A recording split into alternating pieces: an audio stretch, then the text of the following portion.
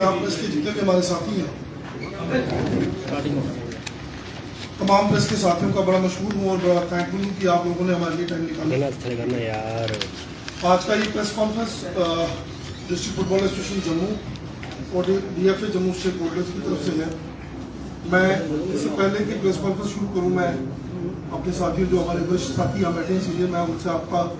तारुफ करा दूँ। सरदार कुलदीप सिंह जी जो हमारे वेटरन फुटबॉलर भी हैं और वाइस प्रेसिडेंट रहे हैं जम्मू रीजन के, आप सब इनसे परिचित होंगे। और इनके साथ हमारे यहाँ नरेंद्र गुप्ता जी हैं, ये हमारे सीनियर फुटबॉलर वेटरन फुटबॉलर भी हैं और फॉर्मर मेंबर के स्पोर्ट्स काउंसिल भी रहे। मिस्टर यूसुफ डान यहाँ बैठे हैं हमारे साथ, ये भी हमारे वेटरन फुटबॉलर हैं और हमारे क्लब रिप्रेजेंटेटिव भी हैं। डेविड मसीह जी हमारे NIS कोच भी हैं और पुराने फुटबॉलर भी रहे और हमारे जम्मू स्पोर्ट्स फुटबॉल क्लब जो हमारा one of the oldest clubs है जम्मू का, उसको रिप्रेजेंट करते हैं मिस्टर चरणजीत सिंह बगा, he is also one of the veteran footballers. हमारे सुरेंद्र जी हैं, ये हमारे सीनियर साथी हैं। उसके अलावा मैं आप लोगों को बता दूं कि यहाँ पर पीछे जो बैठे हमारे साथी हैं फुटबॉल एसोसिएशन के, मैं उनका भी शुक्रिया अदा करता हूँ, वेलकम करता हूँ कि ये हमारे साथी, इनमें से मैक्सिमम लोग जो है ये नेशनल और इंटरनेशनल फुटबॉलर हैं और जम्मू के जो तमाम पुराने फुटबॉल क्लब्स हैं जिनकी हिस्ट्री मोर देन 50 इयर्स है, वो उसको रिप्रेजेंट करते हैं। और मैक्सिमम क्लब जो है जम्मू के मेरा ख्याल है 35 प्लस जो क्लब्स हैं उनके रिप्रेजेंटेटिव यहाँ आज बैठे हैं। क्योंकि हमने सिर्फ डिस्ट्रिक्ट फुटबॉल एसोसिएशन की तरफ से ये रखी है, तो हमने बाकी डिस्ट्रिक्टों को जो है आज इन्वाइट नहीं किया। तो आज का जो हमारा प्रेस कॉन्फ्रेंस का जो मकसद है वो मैं आपके सामने लाना चाहता हूँ कि प्रेस कॉन्फ्रेंस की जरूरत हमें क्यों पड़ी। जैसा आप सब जानते हैं कि पिछले 2 साल से फुटबॉल एसोसिएशन एक बड़े कठिन दौर से गुजर रहा है। उसमें उसके काफी कारण हैं, जिसमें ज्यादातर अनदेखी जो है वो हमारे फुटबॉल एसोसिएशन को JNK स्पोर्ट्स काउंसिल की तरफ से जो है वो उसकी अनदेखी की गई है। हमने टाइम टू टाइम बहुत कोशिश की कि ये सारा सिस्टम स्ट्रीमलाइन हो और पिछले 3 साल से करीब कोविड के बाद से कोई भी एक्टिविटी जम्मू में फुटबॉल की नहीं हुई। डिस्पाइट के कुछ नेशनल टीमें यहाँ से गई, संतोष ट्रॉफी की कुछ गर्ल्स की वुमेन की टीमें यहाँ से गई हैं। उसके अलावा लोकल लेवल पे जम्मू में, पूरे जम्मू रीजन में खास तौर पर कोई भी एक्टिविटी जो है वो नहीं हुई है, क्योंकि हमारा जो टेन्योर था वो 2022 12 मई 2022 को खत्म हो गया और इलेक्शन हमारे ड्यू थे, लेकिन कुछ कारणों की वजह से वो इलेक्शन नहीं हो पाए, क्योंकि उनमें काफी जो प्रॉब्लम्स आई। और स्पोर्ट्स काउंसिल को जब ऑनरेबल हाई कोर्ट ने जुलाई 2022 में ये आदेश दिया कि आप इलेक्शन करवाइए, और स्पोर्ट्स काउंसिल ने ये कहा कि हम पहले डिस्ट्रिक्टों का इलेक्शन करवाएंगे, उसके बाद जो है वो एग्जीक्यूटिव बॉडी जो है उसका इलेक्शन जो है वो होगा। मैं आपकी नॉलेज के लिए बता दूं कि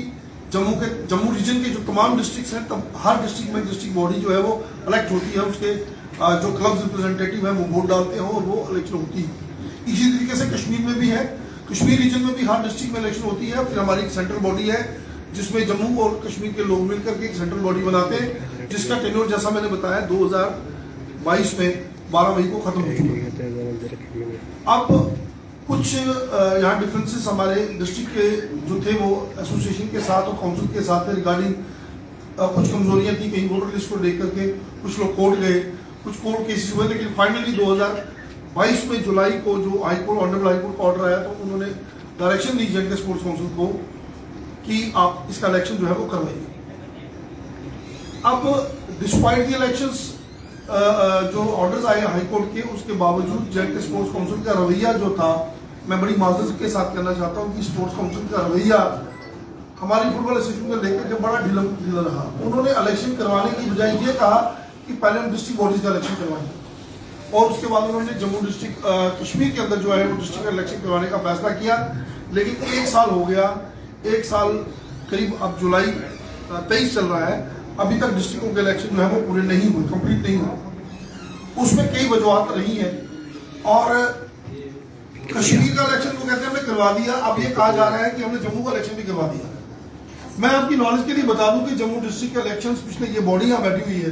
पिछले 20 साल से ये तमाम लोग, इनमें से मैक्सिमम लोग किसी न किसी ओहदे पर रहे हैं, और आज तक ये रवायत रही है कि कश्मीर का इलेक्शन जब होता है डिस्ट्रिक्टों का तो कश्मीर वाले करवाते हैं, और जम्मू का जो डिस्ट्रिक्ट का इलेक्शन होता है, जम्मू डिस्ट्रिक्ट का जितने भी जम्मू के डिस्ट्रिक्ट हैं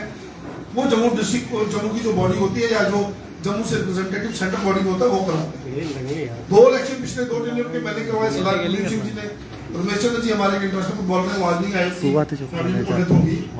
हम लोगों ने जाकर हर डिस्ट्रिक्ट में इलेक्शन करवाया।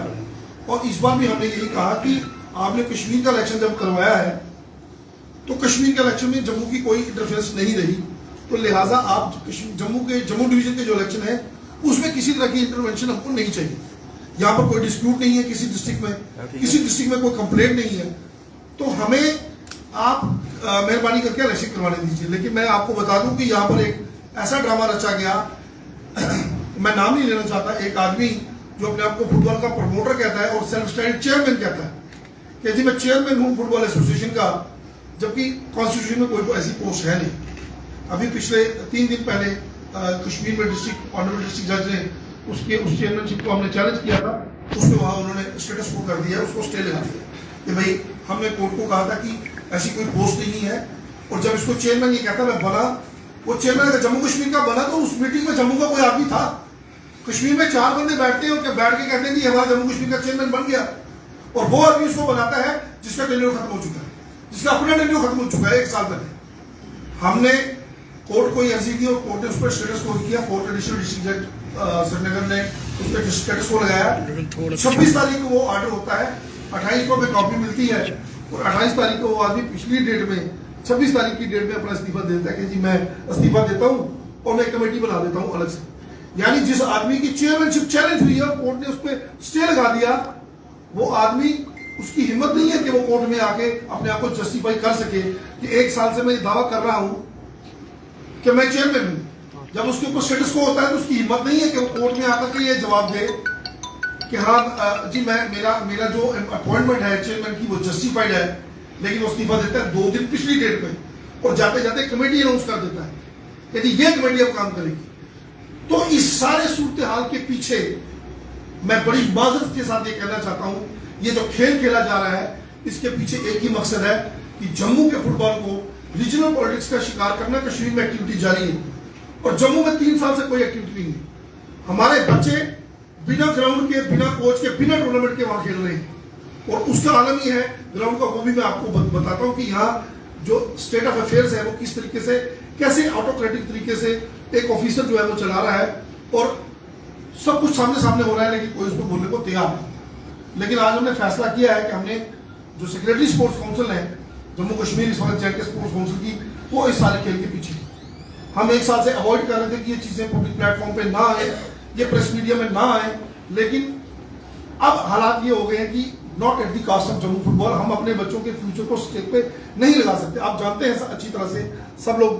कवर करते रहे हैं कि जम्मू में फुटबॉल कितना मकबूल खेल है, कितना खेला जाता है। लेकिन एस्ट्रोटर्फ तैयार हो गई है 2 साल से, लेकिन टूर्नामेंट कोई नहीं हो रही। वो एस्ट्रोटर्फ पे बच्चे खेल रहे हैं, वहां लोग कुत्ते लेके सैर करवाते हैं सुबह, वो एस्ट्रोटर्फ फट गई है, कल उसका रिपेयर हुआ है, वो फोटो आपने देखे होंगे सोशल मीडिया पे। उसके 35 करोड़ रुपए की लागत से तैयार हुई उस जो एस्ट्रोटर्फ है उसका हालत ये होगी कि वो 35 में उखड़ गई। जब हमें कहा जाता हम ये कहते हैं कि आप हमारी ग्रांट जो है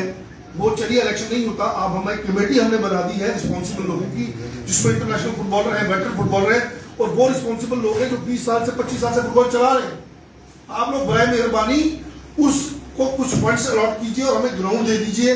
ताकि इलेक्शन होते रहे कि कम से कम एक्टिविटी ना रुके। अब तो कोविड का भी टाइम खत्म हो गया, अब हमारे पास कोई बहाना भी नहीं है, बच्चे फुटबॉल की तरफ से